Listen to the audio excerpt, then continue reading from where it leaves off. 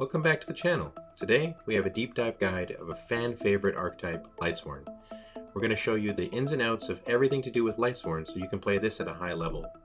First I'll show you the deck, then I'll show you interactions, side decks, combos, weaknesses, and matchups.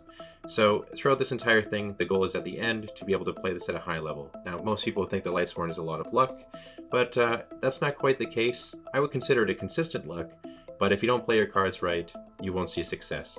So let's lay out a basic deck list based on what's popular right now, and I can show you some different versions. But if you don't know the basics of the deck list, you won't understand the techs and the future versions of this deck. So first of all, we have the 2 boss monster. Obviously, we play 2 Judgment Dragons since it's at 2. If we could play more, we would play more. I'll put these guys right here. Next, we play 1 Card Trooper.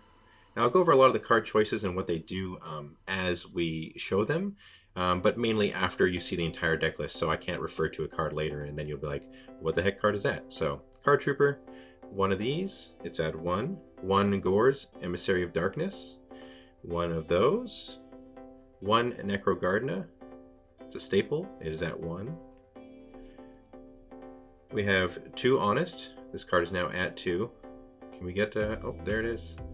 It's hard to get on the camera, the Ghost Rares. I prefer the Secrets myself, but I did it for Lightsworn, so. And we play 1 Plague Spreader. This is our access to the extra deck outside of a Cyber Dragon Fusion. And we have 2 Nimble Mega Hamster. Now these cards are excellent in the format. Very, very large defense, and it pulls out Raikou. We have some 1-ofs. We have Jane, the Lightsworn Paladin. We have 1 Aaron, the Lightsworn Monk. I love the art in this. I love the red and the orange on it. Next we have the Triple Wolf. Love it or hate it, this guy, it is what it is. You know, you live by the wolf, you die by the wolf. But this is one of your few ways to get advantage on the field without having to play your monsters from your hand. Put these guys here. Next we have Triple Celestia. Now, there's different versions. There's Fairy Lightsworn and there's regular Lightsworn, but many of them choose to play 2 to 3 purely because if you ever have a monster that sticks to the field, this is a free like 2300 because it's going to blow up everything in attack. Usually followed by a wolf off the mill because milling 4 is it's a fair amount in the deck. The only thing is obviously watch out for Starlight Road. We play Triple Lila. Now, Lila is played at 2 usually, but seeing as Dimensional Prison is now being played a lot more, Bottomless Trap Hole, and this deck's, I guess one of the weaknesses would be any type of like Royal Oppression, that kind of thing, so you want to be able to just destroy it, and it's essentially an MST, which is why you'll see in a moment here that we don't play MST. I play 1 Garroth. Garroth is excellent. I'll go over some interactions and rulings with him in a moment, but for the most part, he's just a strong monster that helps you mill more cards. 1 Lumina. Lumina is at 1. It is very similar to Zombie Master. You just discard a card from your hand and you special summon 1 Lightsworn monster that's level 4 or lower to your field. Excellent card, allows you to ditch wolves or something else that you don't need for a better card like Lila, or in specific matchups like a Jane or an Aaron. And if you have a free field, perhaps a Garroth for extra mills. And we'll go over some rulings interactions with that later as well. 1 Arcus, aka Bibleman. Bibleman is quite strong because it says any Lightsworn can't be targeted. This includes the graveyard, so it stops DD Crow and in the mirror match and whatnot. We'll go over that in a moment here. And last monster we play is Triple Raikou. Now Raikou is a mainstay in the format. Flip, mill 3, and destroy a card, but you can also just flip it and mill if you don't want to get stopped by Stardust Dragon. So this is an excellent card. There's a reason why you play them with the hamsters in almost every deck that plays some type of combo. For the spells, we have 1 Charge, it's at 1. Played more if you could. This card is ridiculous, and for formats to come after this one, it is played. Just an excellent card. Next we have 3 Solar Recharge. This card is one of the best archetype spells ever printed. Discard a Lightsworn, and draw 2, then mill 2. Last 2 spells are 1 Foolish Burial.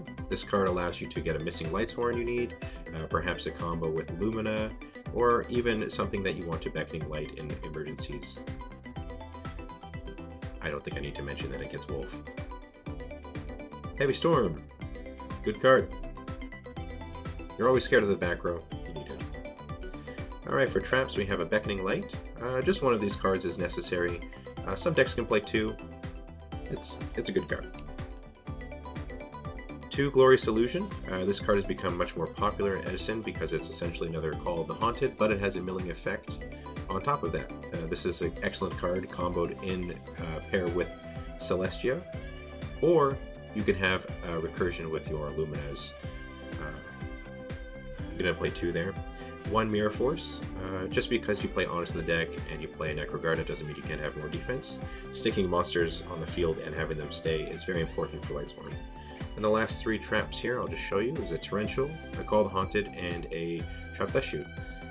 A lot of players are starting to move away from Trap Dust Shoot. It's only really good if you're going first, in my opinion. However, I do like it with versus control decks because they try to stockpile cards in their hand. But you're going to side it out game 2 if you won game 1. Like, anytime you go second, you just take it out because you don't want to open it after your opponent has made a combo play or has used cards. So that's the deck list. Very basic stuff. I'll just go over some cards and some interactions, I guess, right now.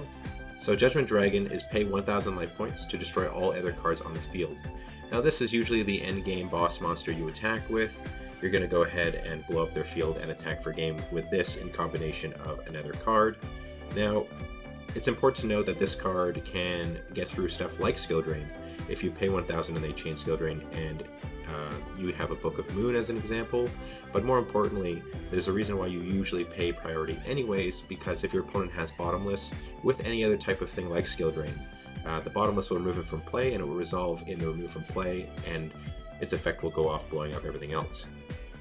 So assuming they don't have just one Bottomless, this is an excellent card obviously, and it's very, very easy to summon. 3,000 attack. Next we have Card Trooper.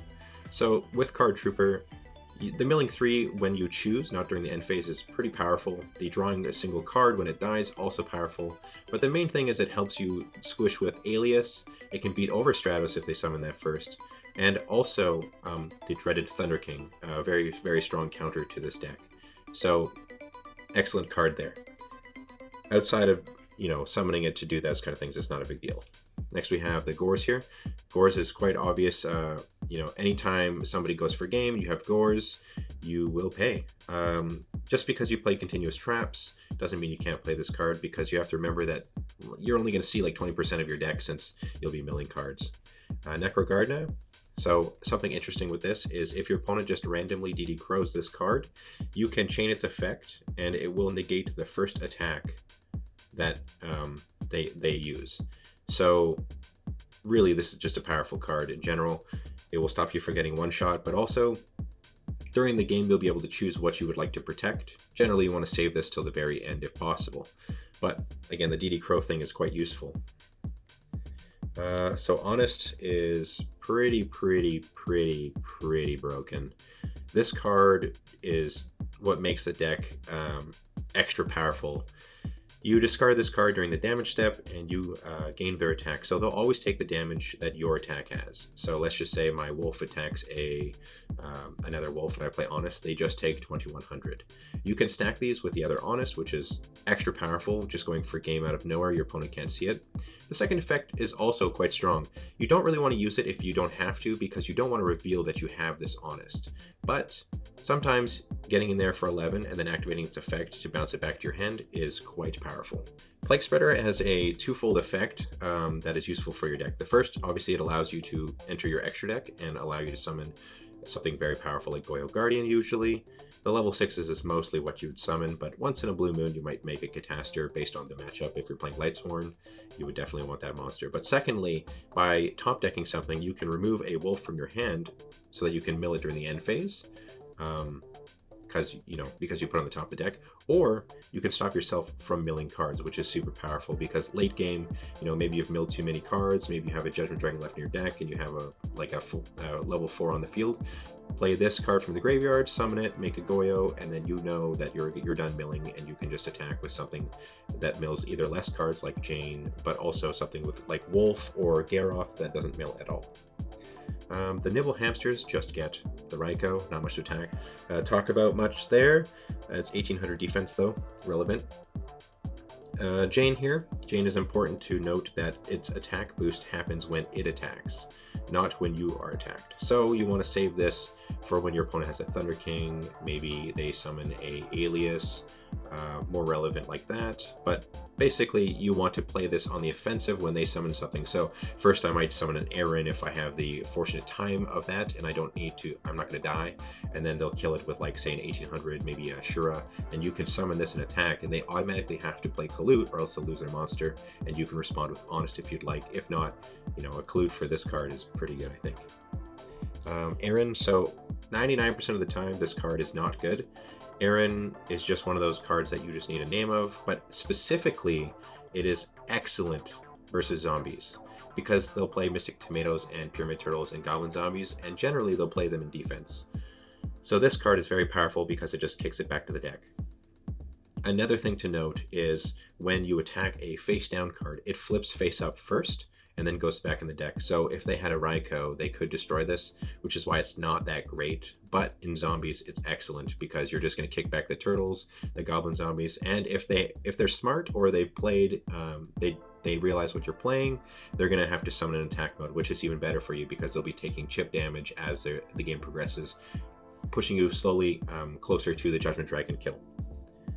Wolf is pretty straightforward. Celestia, I guess I should mention that with the milling 4 is a cost, and then you destroy. So this will not work with Garroth. Garroth has to be the last thing that happens. So if you tribute summon a wolf with this, and you already had a Garroth on the field, you mill 4, you blow up the 2 cards that you select. You can choose up to, so if you think they have a Starlight Road. But generally you're going to choose 2 cards. You're not going to be able to mill with Garroth. Next is the Lila. So the thing about Lila is its effect priority is to go to defense and target a card, not to destroy. So if your opponent has a response, they could stop it. It has to resolve. Other than that, it's just you're just using this as an MST. Sometimes you can be cheeky and summon an attack. Generally, if I summon and they did not use Bottomless, you can assume that it's a Dimensional Prison and you'll blow it up. But if I summon and they have a Bottomless, it basically did its job anyways because you're just going to blow up the back row. This is just to make way for your other monsters. Garroth, like I said, he mills during the end phase 2 cards for every Lightsworn that you activates its effect during the end phase to mill. So if you go like Lumina Garroth, you'll be milling 3 for Lumina, then 2 for Garroth. And if Garroth mills a Lightsworn monster, you can draw cards equal to the cards that were sent. So it's quite strong when you can set up a wolf on the top of the deck with Plague Spreader, but mainly you're just going to use this when you have stuck a monster on the field that they haven't been able to destroy. You're going to summon this and it allows you to just get an extra 2 mills, but also a chance of drawing a card, which is excellent. But like I said, this has to be one of the last things that happens. So you can't do some crazy shenanigan stuff, it will miss timing. Like the Garroth. Lumina seems like a basic effect, but there's a few special things you should know. One, you have to have a Lightsworn monster in the graveyard to activate this effect and resolve it. So if I just had a Lumina and a Garroth in my hand and nothing in my graveyard, I could not use this effect. But if I had, let's just say, a wolf in my graveyard, and I summon Lumina and I discard Garroth, I can summon Garroth with the same effect because I discard and then I'm going to target a card. The discarding is a cost, so it's kind of cheeky in the way that you can surprise your opponent sometimes by what you have because it's in your hand. They don't know what you can get back. That's it for the monsters. Charge. Yeah, you already know these. I guess actually I should mention the Arcus. So in the mirror match, you want to try and get this card on the field as soon as possible. It allows you to stop reincarnation, monster reincarnation, which is why people don't play that anymore. If they do, and you have this guy on the field, they can't stop anything. They have to get a different card other than a Lightsworn. It stops DD Crow from targeting your cards in the graveyard. And if you're playing the mirror match, they cannot Lumina. But you can Beckoning Light with Arcus on the field because Beckoning Light does not target. Yeah, so that's why it's Bible Man. Sometimes you can win the game. If you summon this and you have an Honest in your hand, you cannot die that turn because they can't target anything. And when they go in, you just Honest. And lastly, I should say that you should also summon this as soon as possible against Monarchs, because Monarchs must target a card on the field, and if you only have Lightsworns and an Arcus, they can't summon Rises or Caius. They'd have to Thestellos or summon like a Light and Darkness Dragon, that's fine with us. Pretty rare. Charge. The milling 3 is a cost, then you can add 1. generally you add Lumina, but sometimes you'll need something like, maybe I would charge for the Arcus if I was playing that matchup. Recharge, it's any Lightsworn, so you can discard a Celestia. Foolish Burial, you're just looking to set up a Lumina play, or you're going to summon a wolf generally. Unless you just really need that fourth name, then you could Foolish something like that. Heavy Storm, super strong, obviously. Beckoning Light, like I said, it doesn't target, so you can discard you activate it, your opponent has to respond. Maybe if they have DD Crow or whatever they'd like, they have to do it then. And then you discard your hand and add back the same number of light monsters that you cards to the cards you discarded. So if I have 2 cards, I can have maybe a Call of the Haunted and an Honest. I then discard those 2 cards, and I can add back, let's just say, an Honest and a Judgment Dragon. Call of the Haunted and the Glorious Illusion are generally just going to be used so you can summon your Celestia, which is why you play it at 3. And you can also just, get some type of like Arcus in there if you need to, or like your opponent sets a monster because they see that Aaron has been sent to the graveyard, and you can just end phase, use Call of Haunted, draw, and you can get rid of those Pyramid Turtles or whatever. And like I said, you want this in game 1, and if you go second, you side it out. So that's like the basic deck list. Most of these cards are pretty self-explanatory, but the minor interactions actually matter throughout a larger tournament, purely because, every time you make a play, if you don't play optimally, it gives your opponent the chance to come back in a game. So that's the main deck list. The interactions and stuff like that. The idea with this deck is definitely you want to stick a monster, have it mill. If your opponent can't deal with it, they get Celestia. Really, really aggressive. Like the phrase, the best defense is a great offense, comes to mind. It's like luck, but it's a consistent luck where you're just pushing damage, pushing monsters where they have to deal with it, and even if they deal with it, it's all working towards the goal of Judgment Dragon, where you just push for like 4,000 damage in 1 turn. If they don't have Gores, they're biting the dust. So yeah. I did want to mention before that we move on to the next section is 2 other Lightsworn monsters that could be considered. One is Gregnith, the Lightsworn Dragon. It has piercing damage. It's quite large in the endgame, which is why a lot of people like to play it with the Call of the Haunted type cards.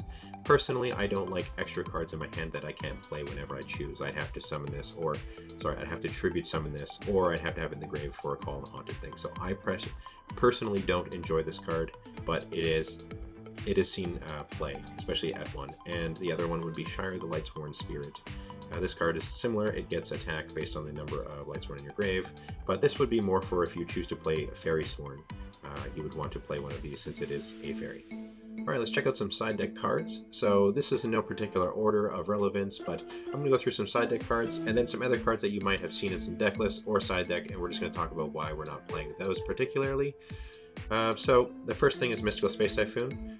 Maybe in game 2 and 3 they're going to side in more back row, so you're obviously going to want one of these, and you're probably going to want to take out a Hamster and a Raikou since they're now aware of what that does, and also they might side in things to stop you. So for example, I wouldn't want to set a Hamster when my opponent sides in Nobleman of Crossout or perhaps a Light Imprisoning Mirror. I'd much rather have a Mystical Space Typhoon.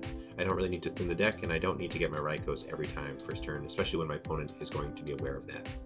They might not even attack you, and you'll have to flip. It's not great. So I'm gonna say Threatening Roar here. I've always played this since back in the day. In the mirror match or against zombies, it's incredible. Your opponent summons Judgment Dragon, pays 1,000 life points, you chain this, and they'd lose because you're gonna blow up their Judgment Dragon with yours next turn, and they've wasted a turn, lost Judgment Dragon, and lost 1,000 life points. So I've always main decked this or sided it. If I side it, it's at 2. I would strongly suggest, if you know that Zombies and Lightsworn are very popular in your local meta or you're going to a bigger event, this card is ridiculous. I started playing in 2010. I've been playing this format for literally 14 years. I still stand by it. This card is incredible. The Mask of Restrict. Everyone knows Monarch's a quite popular deck and it's very powerful. So we're going to play 2 to 3 Mask of Restrict. Some people might say 3 is a bit too much, but you need to remember that you're going to mill cards, and there's a good chance that you're going to mill one of these if you side in 2, and you just want to be able to see them. Any card that says your opponent can't play any cards is a good card. So it's just for the Monarch deck. I don't see a world where you would side it in versus anything else. Just because Thunder King is bad for our deck because it stops our Synchros, our Judgment Dragons, and I guess potentially a Charge of Light Brigade. Some people play Rhoda as well. Doesn't mean we can't play this. This will stop their Synchros, their Judgment Dragon, if they have any Searchers like Sangan, Goblin Zombie, these kind of things. super strong against heroes. They can't Rhoda, they can't Stratos. They could Miracle Fusion over, but if they want a Miracle Fusion just to kill this card, I think it's a play we're going to accept. Next we have DD Crow. You can side 1 to 2 of these cards. Generally, if somebody makes a play to try and destroy your field and or come back, you have one of these, you're not going to need the second one, the game will be over.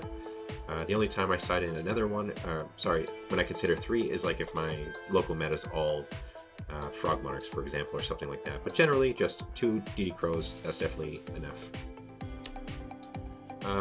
Everyone knows how good machines are, even if you don't have any local meta, but also this card can take out Alias, can take out any other Lightsworn cards, literally anything that's strong, beat over Cyber Dragon just like Jane, can beat over, Cyber Dragon can beat over Zombie Master just like Jane, but the difference is you'll have an extra body on the field, and if you play against machines, you can contact Fusion by sending this card and their machines on the field to the graveyard to summon Chimera Tech Fortress Dragon. So it's just overall excellent card. Recommended at 2, no more. You could side in a Starlight Road. It's great in the mirror match. It is great against Blackwing players because they're going to have to Icarus you, and they're forced to destroy 2 cards. Your opponent could have Judgment Dragon or Celestias. Generally, anything else isn't really worth it. Maybe if they're playing some type of Black Rose spam, but generally it's just for Blackwings and Lightsworn. I would recommend 1 to 2 of these. Royal Decree. Royal Decree is an excellent card, just no traps at all, and traps are your enemy. That's why you play 3 Lila, Heavy Storm, Mystical Space Typhoon, these kind of things. So flipping a Royal Decree on the end phase when they've set a trap or 2 is just, wow, you're dying. Play this card, probably at 2. You can go to 3. So a lot of people, if they're going to main deck it, they'll play 3, but for sure I would at least side 2 of these cards, especially against every deck except for Frog Monarch. My Body is a Shield. This is an excellent card that I think is underrated in the format, especially with a lot of effects that destroy cards like Absolute Zero, Judgment Dragon, Blackwing, Icarus Attack. Yeah, so just an excellent card. You can pay 1,500. You're already paying a decent amount of life points with Lightsworn with the Judgment Dragons and usually chunking HP here and there trying to make your monsters stick. But when you push for a game, you drop Judgment Dragon and they have a bottomless and you play this, yeah, they just pick up their cards because you ain't going nowhere. So that's an excellent card. You could side a Giant Trinade. I love this card. The reason why this card could be sided, like sometimes I'll swap out the Heavy Storm for the Giant Trinade because this card just puts them back in their hand, whereas Heavy Storm allows them to have a chance to, Starlight Road or something like that. And if they have Starlight Roads, they're going to side them in. So Giant Trinade just gets rid of all that, and you don't care if they get it back in their hand because you're going for game the turn you play this card. And I guess lastly I have a Consecrated Light. Now this card is just for Blackwing. You can sign it in versus zombies, but they do have a decent amount of earth monsters that can take this out. But Blackwing, if you get into a remotely simplified game state, like they have 2 cards or something and you summon this, they're having a bad time because they need Icarus or Book of Moon. They can't get rid of this. Yeah, so super strong, but more so you can use Beckoning Light to add this back to your hand. So those are the cards that I would recommend in the side deck, but there's definitely some other cards that we can talk about and or you might decide that you like in your side deck. One of them, if Dragons is popular in your local meta, you can play a Victoria. This card can also be Beckoning Light because it is a light, but you just take a dragon out of your opponent's graveyard and summon it to your field. So you can take their Red Eyes Metal Darkness Dragons, their White Knight Dragons if they have it. I think that's what's called, White Knight Dragon, but literally any dragon. It's also 1800. It also can just take the synchros. A lot of the strong synchros are like Stardust Dragon is like a dragon. It's very powerful, so you can just take that card. So it's worth considering playing this card. I like it. Sometimes you can play Book of Moon. Book of Moon is an excellent card. It helps you dodge skill drains. I think that playing against aggressive decks or OTK decks, this would be a very strong card because you can stop a combo piece from happening, or like perhaps they're betting on you doing something. But also it can combo with your Aaron, so you can remove a card back to the field, from the field to the deck, so it's possible. Another card is Imperial Iron Wall.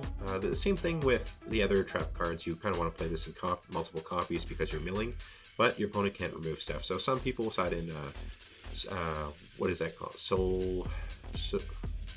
I don't remember the name of it. It's a spell card that banishes 5 cards from your graveyard. Let me know in the comments below the name of it. I'm just being dumb right now.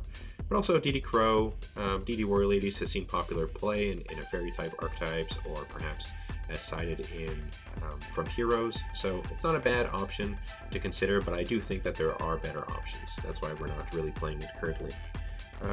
Cold Wave is very similar to Grenade, where there's no response other than Solemn Judgment, so you can play this and win. The problem is sometimes you don't have the cards to push for game, and your opponent has summons. Generally, Lightsworn kind of need their traps or spells to get over a larger field, so the downside is obviously if you don't one-shot them, but otherwise this is an extremely powerful card.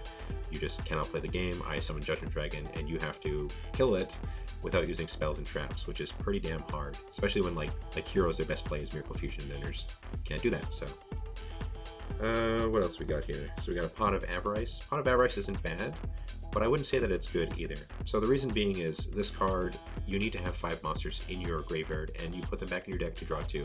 That seems excellent, you know, kind of a pot of greed and resetting your stuff. But the problem is the stuff that you would like to put back in your deck need to be like they need to be in the later state of the game. Like you want to put back your Judgment Dragons or your Honest after you've used them. So if you could draw this in the beginning of the game, it's kind of dead, and you're not going to want to put back your only names in the graveyard back to the deck to draw 2, because the cards that you'd like to draw require you to have 4 cards in the graveyard, or something to combo with Lumina, or you know, something like this. So this isn't a great card, but I'm sure that you could build a deck or have a style of play built around drawing a bunch of cards. Like my friend enjoys playing this card a lot.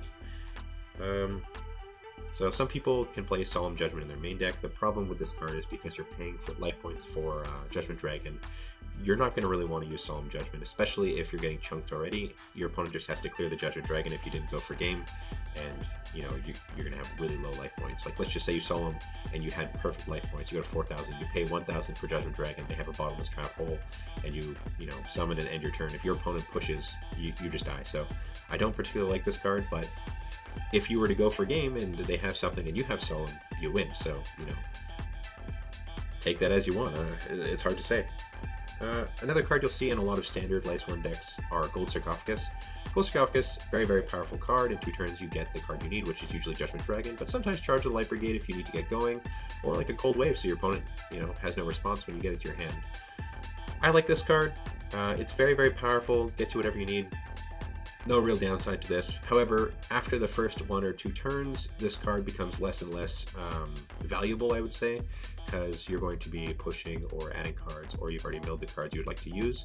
And a side note, I guess some zombies can just use their Burial from Different Dimension and put back the card that you chose. So if I use this on Judgment Dragon and they have that spell card, they can choose any remove from play card, so they can just kind of screw you over and put it back in your graveyard. So I don't really like that anymore, but it is seen in a lot of traditional decks. We have Brain Control. Now, Brain Control is also one of those very powerful cards, but you're not really needing to take their monster because you can't really do anything with it. You'd have to synchro with it, which requires you to, you know, use the Plague Spreader, and it's not that great. You could Brain for a game, you know, usual suspect for this card.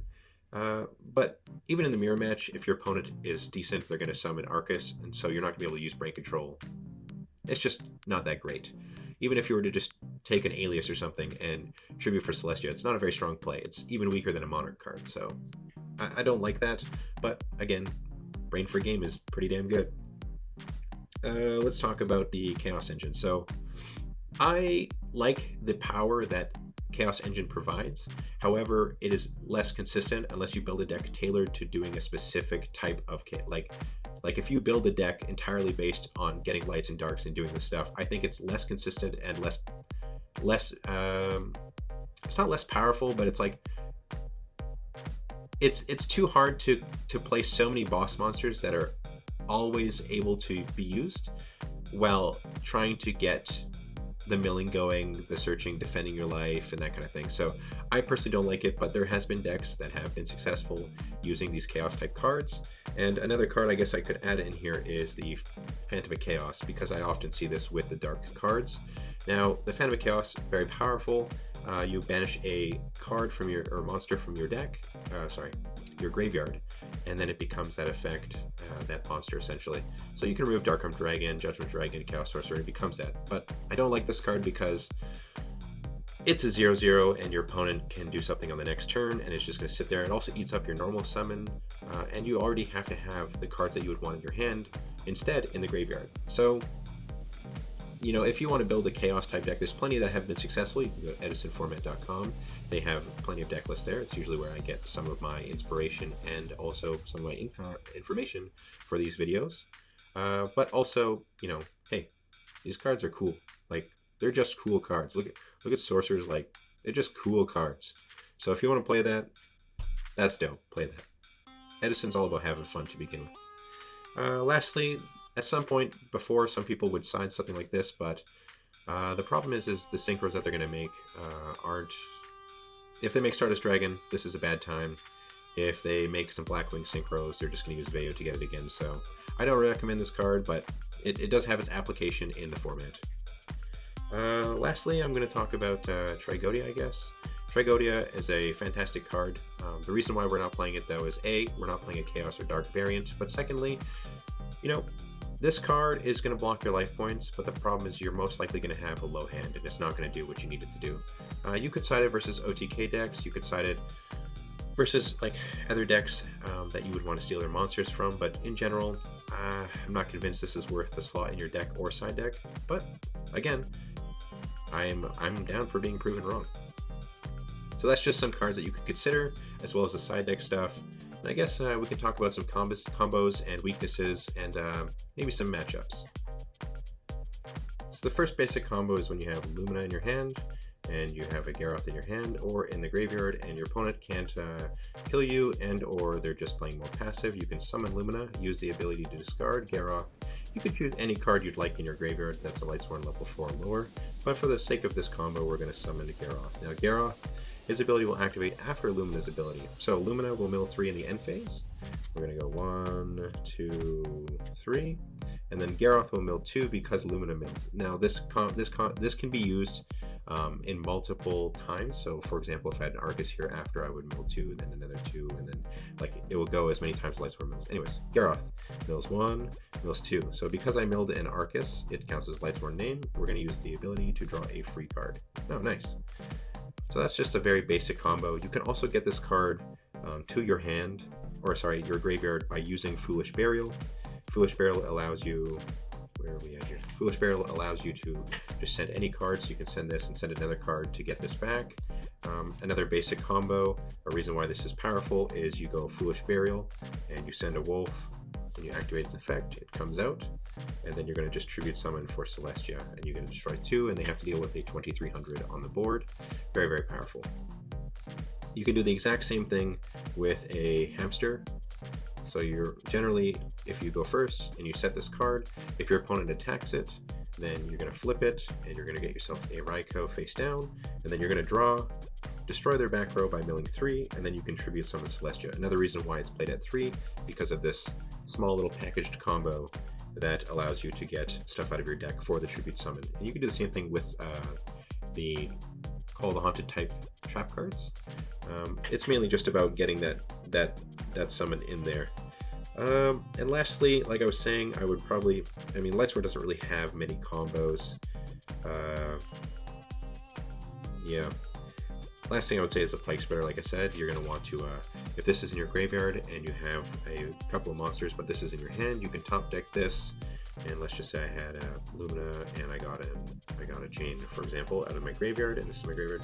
So I can top deck this to special summon this card, and then if I'm almost out of cards, I might want to just synchro with these 2 cards to make a level 5. Doesn't particularly matter. Generally, you're just going to go for Catastor, and then you're going to be able to mill 2, which would mill the wolf that you had in your hand. So it's a little bit of a combo there, but it's just using Plague Spreader to limit the milling and getting the wolf out of your hand. So those are all the combos. Not a big deal. Nothing. It's pretty straightforward, honestly. Let's talk about some weaknesses and some matchups. They're kind of one and the same. I would say though that back row in particular are very, very bad for this deck, but also some people, if they're siding this is very, very rough on your deck. You definitely want to side in a bunch of back row destruction, like I was saying, like Mystical Space Typhoon, and you really want to go for this card in particular. Thunder King, like I was mentioning, it stops a lot of your big plays. It's just a large body too. DD Crow and timing, which is why like game 2 I might not even go into like a Lumina play, because you're just going to get crowed. Feels bad. The Beckoning Light gets less value because generally they might know what you're trying to do, so they can just DD Crow the card that you're trying to get back. What else? Your Called Haunteds become weaker, so I usually side them out. Yeah, just a lot of cards this card hits. And Starlight Road, obviously you can't make Judgment Dragon plays. If they have this, you're just going to get bopped. Your Celestias become weaker. Yeah, so generally you want to go after the back row before you make a big play, but these are the culprits that usually make you lose most of your games. The weakness of this deck is really like it has to stick monsters on the field to mill. Its aggression is very, very high. It's like its overall boss monster is insane for this time. It's super, super strong. So we got some dragons. So against dragons, they're just really aggressive. They're large monsters. You're gonna have trouble with that. You're gonna have to wall up and try to take out his stuff one at a time. Hopefully they don't draw Future Fusion, obviously, but you're looking to basically just survive the initial onslaught, and then you can return fire with a one-shot of Judgment Dragon. A card to be careful of is the Kokimaru. It doesn't allow you to special summon Light and Darks, which is a problem for your Judgment Dragon and your Called Haunteds. But overall, this matchup is decent. I would say that it's neither in your favor or theirs, but depends on what they have and if they have Future Fusion. Some Dragon Draw Turbos might also get you like a Virus or the Norelius, but you know, they're just going to get any deck. It doesn't matter what their opponent is. Next is Heroes. I prefer this matchup. I like it a lot.